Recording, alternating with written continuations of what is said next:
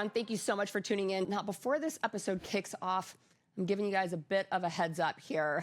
Due to circumstances out of our control, this episode was previously filmed at AmFest, and unfortunately, they moved Media Row inside the exhibitor hall under a really loud speaker. So that caused us a bit of a challenge with the audio, but please hang in there with us. Give it a listen because this episode is filled with an amazing guest with a lot of interesting things to say. And if you wouldn't mind giving it a like, giving it a comment, and giving it a share, that would just really help us continue to bring even more interesting people on and help them share their messages. Thank you so much.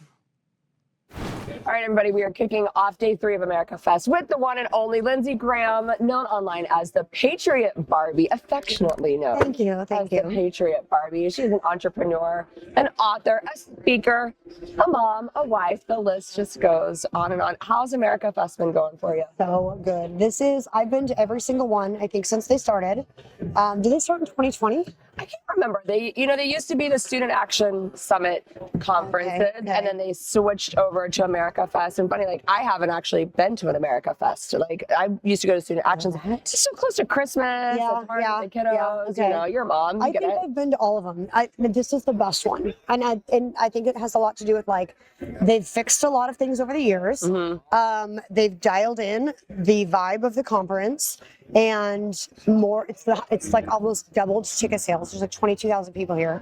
And everyone's celebrating because Trump won. Like, so there's just this energy. Yeah. Thinking back before November 5th and thinking about going to AmFest, were you like, okay, this could go one of two ways? Okay. Yeah. I actually wasn't thinking about AmFest. I was booked to go on a Mexican vacation the day of the election results. So like the night before we were watching the results and I was like, I have to go to bed. I have to wake up at 4 a.m. to go to Mexico. And all the people I was going with were very patriotic. Yeah. And I was like, I'm either going to be drinking my sorrows away or celebrating. And so to wake up and have him have won, I was like, it was just the whole week was celebration. So I was just basking in that. I didn't even thought of America Fest. So now that I'm here, I'm like, oh yeah, we're all celebrating. Yeah. What are you looking forward to most, like from a political standpoint and starting in 2025? Well, I can tell that he's already making changes. I can tell that America's already changing because they know that he's coming. I'm really looking forward to the country embracing respect for women's actual rights, like women's rights. It just is crazy that has to be a conversation. Yeah. But I feel like we need to be done with whose feelings we're hurting, especially when there's less than 1% of them in the country, and start protecting our little girls, our teenagers, our moms, our sisters, our grandmas, and really advocate. And I think Trump is going to help push this in because we know that Biden altered Title IX to allow men to identify as women and steal our rights. I'd like to see Trump overturn all of that and just very boldly stand for women. Yeah, you've been doing a lot of activism. Are you going to be doing activism in regards to that in 2025? I hope so. Yeah. I hope so. I've got in a lot of trouble being an actual activist. Like, how so? I called 911 on a man in my locker room in the gym about a year and a half ago. He identifies as a woman. He actually had his driver's license changed to female. And because I called 911, he filed a harassment injunction against me. And I am literally in court proceedings with like almost a restraining order because I called 911 on him and stood up for myself. It's cost me attorney's fees, all this stuff. He tried to take my gun rights away, actually, in the whole process. And I just can't believe that I'm like, because I stood up for myself and other women and there's 12-year-old girls in that gym working out. I stood up for myself. I'm having to fight now legally against a man who identifies as a woman. That's really sad that the few people that are willing to like do what's right end up suffering the consequences. But to the right end, you know, we all have to really start boldly speaking up against these things. Yeah. I know it's terrifying, right? Like I've seen men in women's restrooms that I'm like, are you know, like it's iffy. Do I say something? Because what if I say something and I'm offending somebody? But we've got to stop being so scared of offending people and really like fight for our little girls. Well, it goes beyond. You've also experienced some pretty extreme censorship. Talk about what you've experienced over the last few years once you really started speaking out boldly on the things that you believe in. Yeah, so I've been banned on TikTok 4 times. One was for an entire year. I've been kicked off of and banned on Facebook, the Patriot Barbie page. page, and then the Patriot Barbie Instagram has been deleted twice. What kind of warnings did they give you? What kind of information did they give you? No, come on. That would be so courteous, wouldn't it? Wouldn't that be nice? Hey, guess what? Tomorrow you're going to wake up and your whole life work is gone. No, nope, there's no warnings. So no warnings, no information, no even heads up on what I did wrong. Nothing. Nope. I mean, one of them was January 7th of 2021. Right? So I woke up and just gone. All my followers, all my content. They didn't tell me what I did wrong. I actually didn't do anything wrong. I was just posting pictures of the day before. But yeah, so. Where were you posting these pictures? In Washington, D.C. But onto Facebook? To Instagram? To Instagram. Isn't that so interesting that, people were using these platforms? Parler got blamed for being the platform that was what everything was taking place on. And to our point, it's, the DOJ report actually that just came out, the 88-page report vindicated us. Didn't mention Parler one time, obviously not the platform everyone was using to organize anything. Right. But these things were going on other platforms too, and who do they choose to take it out on? Yep. You talk about censorship. That's pretty severe, like an entire platform. 18 million users overnight can't access a platform that they were going to put their information out. So you get it, you understand.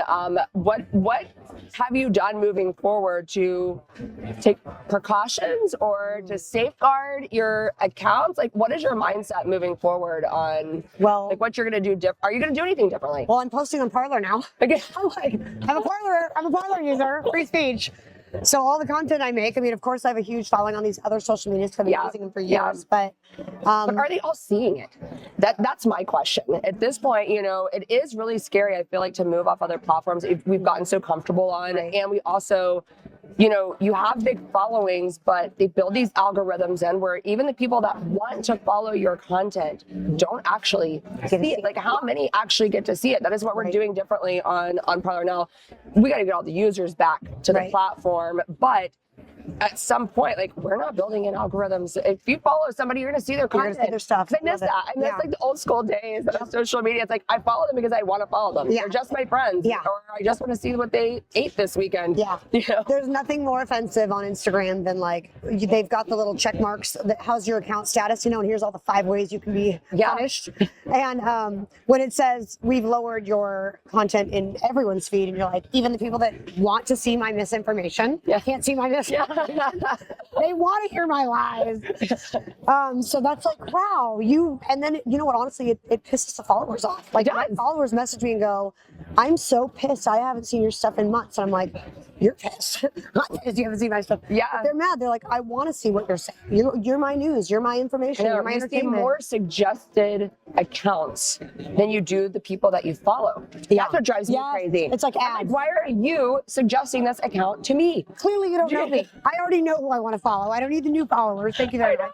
Usually it's leftist crap too. I'm like, no, I don't want to see that crap. It really is wild where we've gotten, and I think people have been so conditioned to this that this is just kind of like their new norm, and that's really what we're wanting to change on. So I'm glad you are back on, because we're not going to be kicking off your accounts. We won't be censoring you, but you also heard it here, folks. Tell us everything that you're doing. Tell us about Pretty Little Patriots. Tell us about your Freedom Card. You're here at America Fest, representing one of your companies. You're an entrepreneur. You have a million companies that you're doing. So tell us about them. So I have a booth here for my Freedom Cart. We refer people to shop Made in America, toxic free, delivered to your home, affordable. Every family would love it. Love it. That's huge. I mean, that's a big movement right now, is to detox, make America healthy again. So we have a booth here, and people are just swarming it, wanting to know, it's like the conservative Amazon for your house. All your deodorant, your makeup, skincare, all that. I'm wearing Pretty Little Patriot. Love it. I'm sorry that the last time I was on Parler, I was wearing this outfit. On the sequin shirt too? It's Pretty Little Patriot? No, it's not. Oh, I was like, I'm going to order that right now. Years ago. And I wore this when I interviewed with you with Tucker, and I'm like, oh, I don't always wear this outfit. You know what, you did, but I love it. It's so bold. It's such a statement maker. I love it. Fest, it was Tucker Carlson, the red, shiny suit has to go. Pretty Little Patriot, our fashion is so cute, and we're we boldly stand on, we are believers, we love the Constitution, we love life, we believe in free speech. So even so much so that you built it into your logo. Yeah, our logo is the XX chromosome, so we're only women wear our clothes. That's not controversial. Yeah, so those are kind of my big focus right now. We the Studios is here. Tell us about your book. Are you coming out with a new book, or you already released your book? I released, my memoir Targeted has been out for a few years. I sell it on shop.patriotbarbie.com.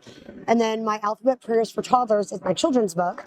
I released it last year in December, but then this year I republished it with CSI Publishing, and it became a #1 bestseller. So I love that. Tell me some of the habits. You've got young children. What are some of the habits that you do with your family or home, like to instill prayer and make those like just a part of their everyday life? Yeah, so we pray constantly, like in the car. I'm totally like in tune with Jesus all the time. So I'm like, okay, guys, it's kind of rainy. We're driving from Prescott. There's ice on the road. Let's just say a prayer really quick. And so I actually snuck a picture in, even though it was dangerous. My phone was mounted because I looked back, and my 3-year-old at the time and my 7-year-old, they literally went like this, and they were praying in the back seat. I'm like, oh my gosh. But every night we do, I do prayers to Jesus with them, and then we actually do little kid devotionals every night too. I love it. I love it. Yeah. It's also wonderful. So I know you got to hop. We're about to do a really great unveiling of this Wall of Honor. General Flynn is here. It's going to be really exciting. We actually interviewed the CEO of the organization the other day, so we'll be over there too, grabbing content. What is the last message, last word that you want to send to people, sending us off, ending out 2024, going into the new year? Floor is all yours. We've got 4 years of President Trump. We've got 4 years of a president that has our back as far as fighting for children, fighting for women, fighting for freedom. We need to do our part and do everything we can the next 4 years as an individual in this country, as a public citizen, to further the agenda of protecting what is good and right and just. And so be bold. Now is the time to be bold, speak up, and do not be worried about being canceled for your beliefs. We are here to support you. Great message. Where can everybody follow you on all your platforms? On Parler, I'm the Patriot Barbie verified. And on Instagram, I'm the.patriot.barbie. And X is real Lindsey G. Excellent. Thank you, Lindsey, so much. And you guys stay tuned for more interviews.